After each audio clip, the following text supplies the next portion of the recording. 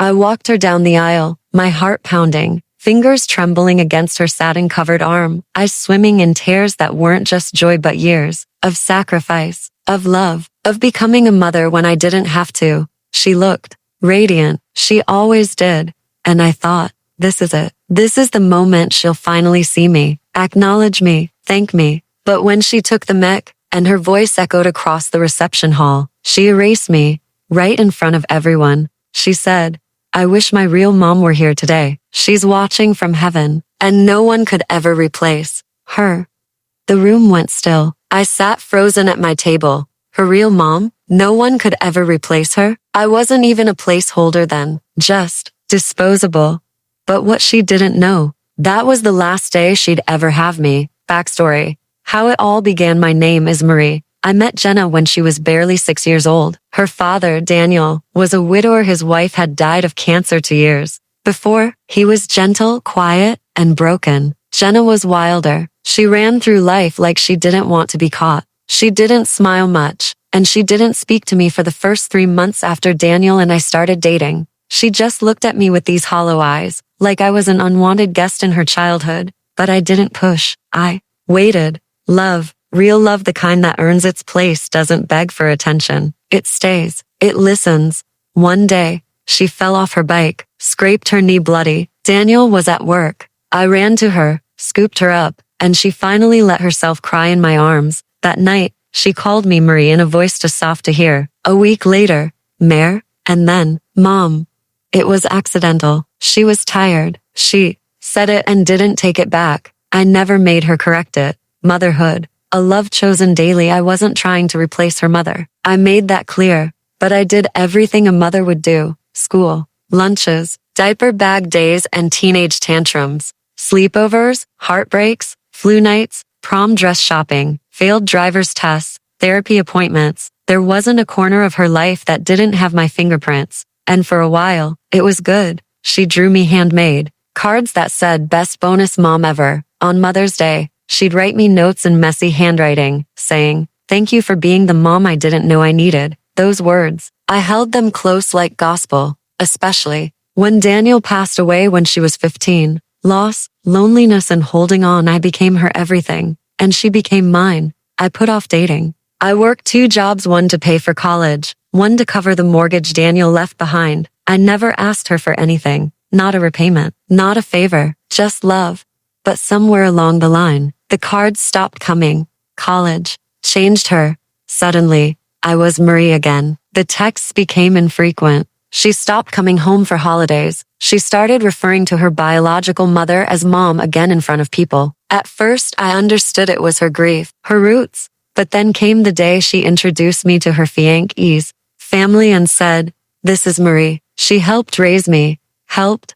The wedding invitation, I tried not to let it sink in. Maybe it was nerves. Maybe she was just trying to simplify things. Then the wedding planning began. She didn't ask me to help pick the dress, didn't consult me on centerpieces or flowers. I didn't even get a role in the bridal shower, just a guest seat. But she asked me, with that smile she knew would disarm me, will you walk me down the aisle? And of course, I said yes, because despite it all, I still hoped that maybe, just maybe, when the music played and the guests clapped and she stood beside the man she loved, she'd look at me and finally say, thank you, I see you.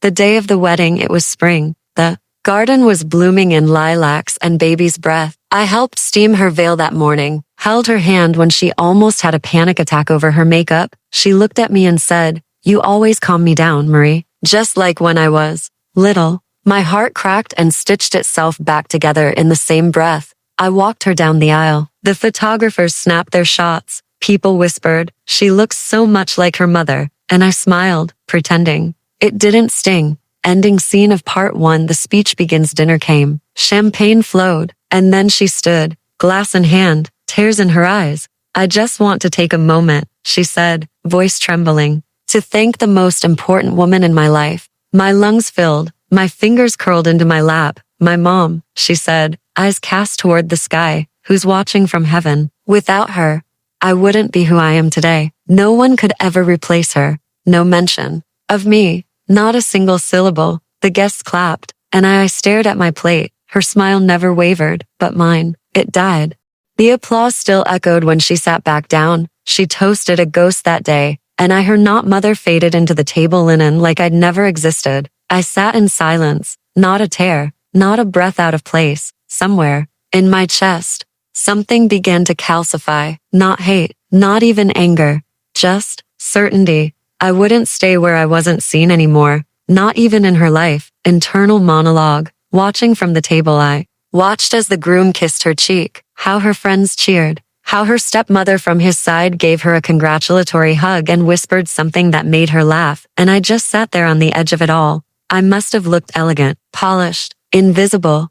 People made small talk. Some guests nodded at me politely, like I was the wedding planner or a helpful aunt. Not one of them knew the years I gave, how I rewrote my entire identity just to hold her when she was too small to understand death. How I filled lunches with handwritten notes that said, "You've got this, Peanut." How I sat awake for hours through night terrors and college meltdowns. How I sold my wedding ring to pay for her college books. She didn't mention any of that. She gave the spotlight to a woman in a grave. Flashback. Scene. The night her biological mother died. Jenna was 4 when her real mother, Leela, was diagnosed with stage 4 lymphoma. 6 when she died. Daniel had tried to keep her protected from the pain, but you can't hide grief from a child.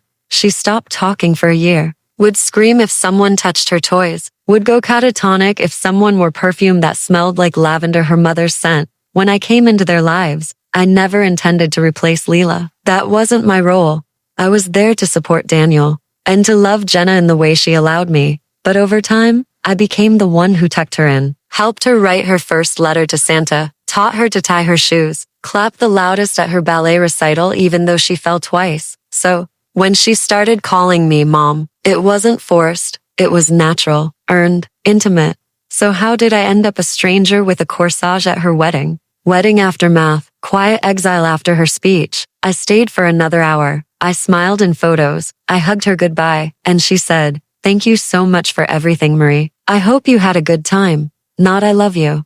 Not I'm glad you were here. Just, hope you had a good time." That's what you say to a guest, not to your mother. I left without saying another word. I drove home in silence. No music, just the sound of my own breathing. And I cried, not because she forgot me, but because I finally understood she had already erased me a long time ago. The world after the wedding days passed. No text, no thank you card, no mention of the thousands I spent on her dress, the alterations, the flowers, the custom shoes, not a single refund or acknowledgement. People asked how the wedding went. I smiled and said, "Beautiful." I didn't want pity. I wanted closure. But closure never comes from people who don't believe they've wronged you. Exploring the antagonist, who Jenna became. Jenna changed in her early 20s. Not overnight, slowly, subtly. She stopped calling except when she needed something, started referring to me by my first name more often, started posting throwback photos of her real mom, captioning them, "Forever my one and only." She'd tell people, "My mom passed away when I was 6,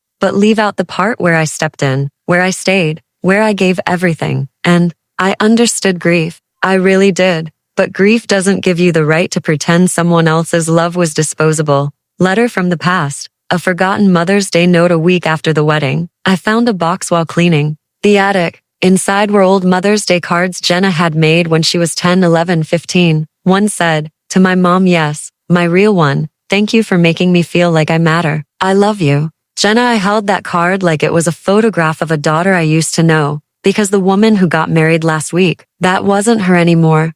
Breaking point. The honeymoon text on the 9th day of her honeymoon, she finally texted me, "Hope you're doing okay, Marie. Can't wait to show you photos when we get back." Smiley face, as if nothing happened, as if I hadn't watched her lift a glass and erase my entire motherhood with a single sentence. I didn't respond, not because I was being petty, but because I had nothing left to give. Turning point, dignity and distance. I called my lawyer, not in rage, in peace. I had planned to leave her my house, my savings, my jewelry, the vintage engagement ring from Daniel's grandmother, the cottage up north she loved. All of it had been going to Jenna. Now, I rewrote the will. Every penny would go to foster mother relief organizations, young women who had aged out of the system with no support, to women like me who gave their hearts without paperwork. Final step in part 2, letter to be delivered. Then I wrote her a letter. Handwritten. No spite. No venom. Just truth. Dear Jenna, you were the greatest choice I ever made. I chose to love you. Chose to stay when I didn't have to. But at your wedding, you made a choice too. To see me not as your mother, but as someone who merely helped out. I accept that. And I'm choosing, with the same love I once gave you, to walk away with my dignity intact. No inheritance is owed. No more explanations needed. I loved you like a daughter, but I will no longer beg to be seen as one's mother. With love, Marie. I left instructions for the letter to be mailed on her last honeymoon day, and when she read it, she would finally feel what she made me feel, invisible. It arrived on a Tuesday. She had just landed back from Santorini sun-kissed, grinning in all her Instagram photos, sipping cocktails on rooftops, captioning her life. Wife mode activated. The letter was waiting for her in the mail pile. She probably didn't expect anything unusual, maybe thought it was a bill or a note from a vendor. She would have opened it casually, maybe even lazily, but what she read, it turned the glow on her face into something else. I wasn't there, of course, but I imagine the silence that followed, because when someone finally realizes the bridge they've burned was the only thing holding their past and future together, it echoes loudly. Her first response 3 hours later, I got the first call. I let it ring. Then came the text. Marie, what is this? What's going on? Followed by, can we please talk? I didn't mean to hurt you. Then, are you really cutting me off because of a toast? She didn't get it. Of course she didn't, because she never saw me, not really. She saw a fixture in her life, a constant, something guaranteed, the woman who would always be there no matter how many times she was overlooked. But I wasn't that woman anymore. The confrontation, she came to my house 2 days later, didn't call, just showed up, knocked like a stranger. I opened the door and looked her in the eye. There was panic in hers. Marie, please don't do this. My voice was calm, steady, more than it had been in years. You already did. She shook her head, tears brimming. I didn't mean to. I didn't think. I stopped her gently. You thought, you chose. You stood in a room full of people and made it very clear who your mother was, and it wasn't me. She reached out to touch my arm. I stepped back. I don't hate you, Jenna, I said, but I can't keep loving someone who refuses to see me. Letting her speak, she broke down then, rambling, apologizing, saying she was just caught up in emotion, that she didn't realize how it sounded, that of course I was her mom, that she just meant to honor Leela, that it wasn't meant to erase me. But you see, honor isn't subtraction, grief isn't an excuse to discard love, and remembrance should never come at the cost of recognition. I stood there listening, not coldly, just finished.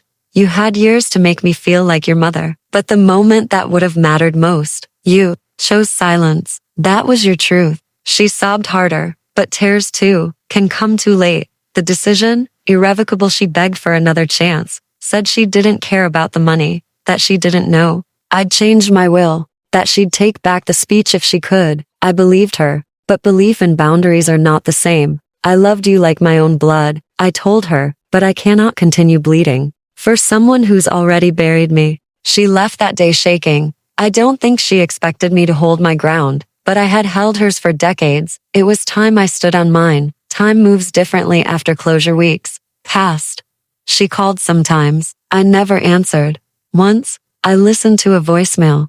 Marie, I told Jason everything. He said I was wrong. I know it's too late, but you were my mother. You are. But by then, I'd moved beyond the need to hear it, because sometimes, when someone finally says what you needed, they're not saying it for you.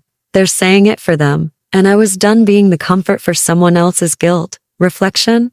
What is a mother really? What is a mother? Is it biology? No, it's sitting by the bedside of a child who won't speak. It's wiping vomit at a M before a shift that starts at 6. It's crying silently in the car after dropping her off at college, pretending you're not falling apart inside. It's watching her walk down the aisle in white and praying she remembers the years it took to get her there. And when she doesn't, it's letting go with grace. Because love should never have to beg to be seen. Final letter narration a month later. I wrote her one final note, not mailed, just written, in my own journal. I hope someday you truly understand what I gave you. Not just money, not just time, but the entirety of a woman who didn't birth you and still chose you every single day. I hope you become a mother yourself. One day, not for revenge, but so that you'll finally know what it feels like to be invisible when you've given someone your whole heart. I'm not bitter. I'm not cruel. I'm not your mother anymore, but I will always be the woman who gave you everything. And that's enough for me now. Final emotional moment. Quiet power. I donated the wedding dress I bought her, gave away the ring I planned to pass down, and started volunteering at a local shelter for displaced teen girls. One of them, barely 16, asked if I could be her safe adult. She smiled shyly and said, "You kind of feel like a mom." I cried in the parking lot that night, not out of grief, but out of gratitude, because I was finally seen again, not for what I gave, but for who I was. Reflective wrap up for YouTube. Sometimes the worst betrayal doesn't come from enemies. It comes from the people you raised to know better. But that's the thing about love. When it's real, even when it ends, it doesn't become ugly. It just becomes wiser. Outro. Call to action. If this story gave you chills or made you think of someone who's ever overlooked your love, hit that like button and tell me in the comments. What would you have done in her place? Don't forget to subscribe for more stories of heartbreak, justice, and healing, because sometimes the sweetest revenge is peace.